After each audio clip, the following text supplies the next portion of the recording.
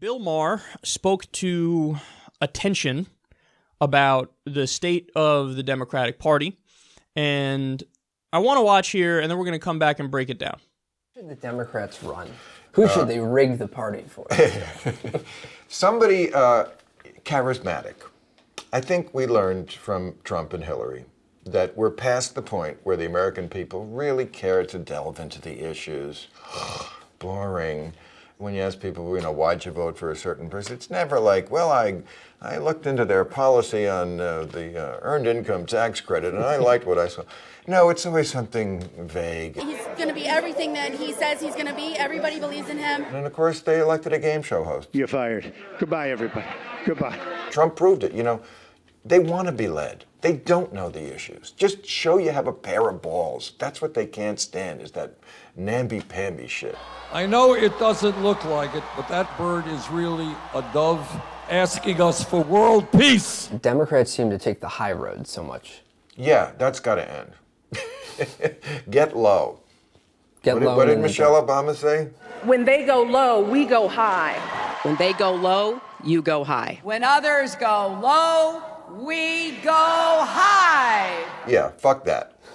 When they go low, you go lower. They need some bastards there, some mean, Lyndon Johnson-y. The people that felt that what I was doing was not right, they suffered. And I suffered to have to listen to them. I'm going to out-fuck you on fucking us. Okay, so there are two parts to what he's saying there. One I think is spot on. The other I think is dead wrong. So first of all, let's just say the obvious. Bill Maher, certainly in recent times, has become way too much of a rah-rah team Democrat kind of guy where, he barely makes a distinction between corporate Democrats, establishment Democrats, sellout Democrats, and Democrats who might actually be fighting to do the right thing. And I can't stand how now all the time on his show he'll be like, can I get an I'm sorry from the people who said Hillary was the lesser of two evils? No, just because Donald Trump sucks, which by the way, almost all of us knew he was going to suck. That doesn't disprove that Hillary was a lesser evil. In fact, I think it's clear that she indeed was a lesser evil. You're not going to get me to say you're good if you voted for the Iraq War, if you voted for NAFTA, or you supported NAFTA, I should say. You supported TPP. You pushed for regime change in Libya. You voted for the Patriot Act. You're not going to get me to say you're good if you did those things, Bill. And the fact that you will be willing to say somebody like that is good shows that you're really not that deep of a thinker, and you're a black and white kind of guy. It's like good, bad, good, bad, good, bad. Trump bad to Hillary good. No, it's a lot more nuanced than that, and yes, she is the lesser evil. So I don't know why he thinks that disproves it. Like, oh, Trump is really bad, so I need an apology from people who said Hillary was a lesser evil. There's no connection there. What are you talking about? Because Trump sucks doesn't mean Hillary wasn't a lesser evil. Like, what the fuck are you saying? Anyway, I'm getting off on a side rant here, obviously. But, so here's the part that he's correct about. When he says, yeah, when they go low, we go high, bullshit, that doesn't even mean anything. Like, okay, so what does that mean? That means that when they go low and they say some fucked up shit, that usually no connection to facts whatsoever. They're just flinging mud. Obama's a Marxist. Obama's a, a Kenyan. He's a Manchurian candidate. The Muslim Brotherhood has infiltrated the White House, yada, yada. So when they go low, the response of we go high often manifests as what? Just don't say anything. Hey, we're taking the high road. We're not even going to entertain such nonsense. Yeah, but then what you're doing is you're letting them win the framing battle. So let me give you another example of this. During the healthcare debate, you had the Republicans shamelessly say there are death panels in Obamacare. Death panels, and they're going to kill your grandma. These are arguments they made. These are things they talked about on Fox News. Now, in the mind of many Democrats, they said, that is so ridiculous and so over the top and so immensely preposterous that I'm not going to spend the time responding to that because nobody's going to fucking believe it. But guess what? You had Obamacare, which was popular, then they launched the death panels campaign, and then lo and behold, you blink, and now it's majority unpopular. The numbers flipped, and it was majority unpopular. Because what happens is people don't go, that is such a crazy claim that there's no way it's true. What happens is many people in the general public go, these guys keep saying it's got death panels, got death panels, got death panels. They keep saying it's the worst thing that ever happened ever. And the Democrats aren't responding.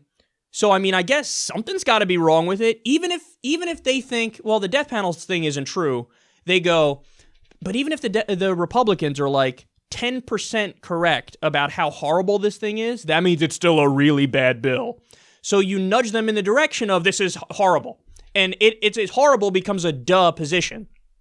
So the Democrats forego the entire framing battle and they go, we're above that. Yeah, but if you're above that, then they're going to win in the realm of framing all the time. So they hammer away, hammer away, hammer away. Look at the Tea Party, did that, and what happened? It only fucking worked.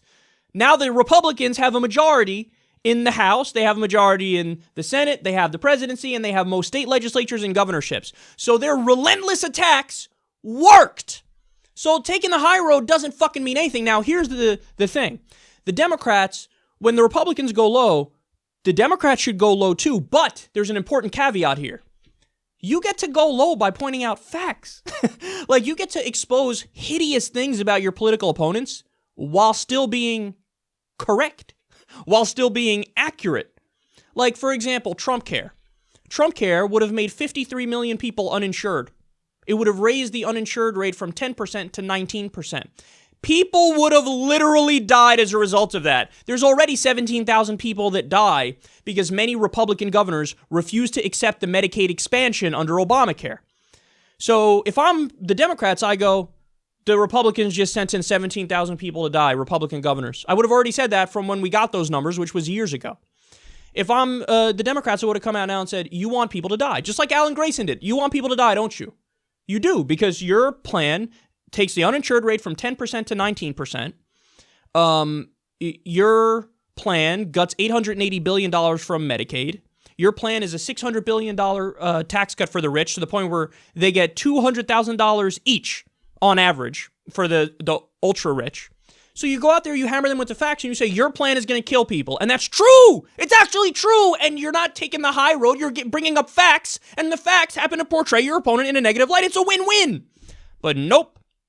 They don't do that, and they also obviously don't do the next proper step, which is to say, their plan kills people, we're in favor of Medicare for all. They don't do that. So he's right about the get low part, like Little John. Daw skeet skeet motherfucker. And he's right that LBJ is a good example of knows how to twist arms and play politics. FDR knew how to do the same thing.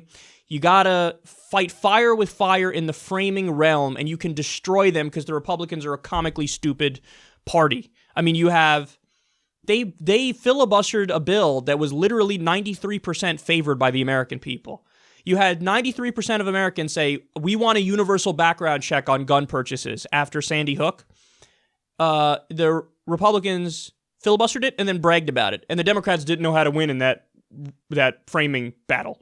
You have 93% of with you. You say virtually anything and you win. But they didn't. They just walked away from the table. Well, I guess we lost. And then they went away. Okay, so that's what he's right about. Here's what he's wrong about. He says, well, we need somebody who's charismatic because Americans don't care about the issues. Totally wrong. Do you need somebody who's charismatic? It's preferable to have somebody who's charismatic, of course, but it's not a necessity. But yes, it's preferable to have that. But the part that he's really wrong about is Americans don't care about the issues. No, it's that in the last election, you didn't have anybody in the race who cared about the issues in the general election. I mean, you had Bernie as the option in the primary, but at the beginning of the race, nobody knew who the fuck he was. He was polling at like 0%, and he didn't have enough time to make up the total thing. So he got to 47% of the vote, even though he's a 1,000-year-old guy with bad posture who's a Jewish, maybe atheist socialist. He got to 47% of the vote, won 22 states, and that's with the DNC rigging it against him, and that's with the corporate media not showing his speeches, but showing Trump's empty podium. So, in the general election, you had Hillary Clinton, the platitude and cliche machine who never spoke about policy, only spoke about Trump is the worst person ever, and he's so bad, and he's so wrong, and we're going to lead with our values, and America's already great. That's what her response was when Trump said, make America great again. And we're going to break down the barriers, and we're stronger together. She didn't run on policies.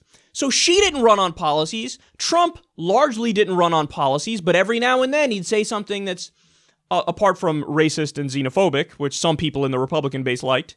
But he would also say, hey, I'm against TPP. Hey, I'm not going to outsource your job. Hey, I'm going to make America great again. We're going to do an infrastructure bill. We're going to make sure we look out for the forgotten man in the U.S. So he was even more populist than she was. But you had largely an election, a general election, that was not based on the issues. In fact, only 25% of her ads focused on issues. Only 25%! I think I'm remembering that number correctly from a study we covered on the show not that long ago. So, Bill, they didn't have the fucking option. Yeah, the American people don't care about the issues. The fucking candidates didn't care about the issues. So what a smug, condescending thing. Like, if you talk about serious things that affect people in real life, they're obviously not going to listen. They are going to listen, as evidenced by Bernie Sanders, who went from nobody knows who the fuck he is to almost winning, even though he's got all these institutional disadvantages and he's 1 trillion years old. So that's where he's dead wrong. He's wrong that, Americans don't care about the issues. All they care about is the issues. That's all they care about, but they need to be given an option of somebody who cares about the issues. And usually they're given an option of two absolute disgusting sellouts.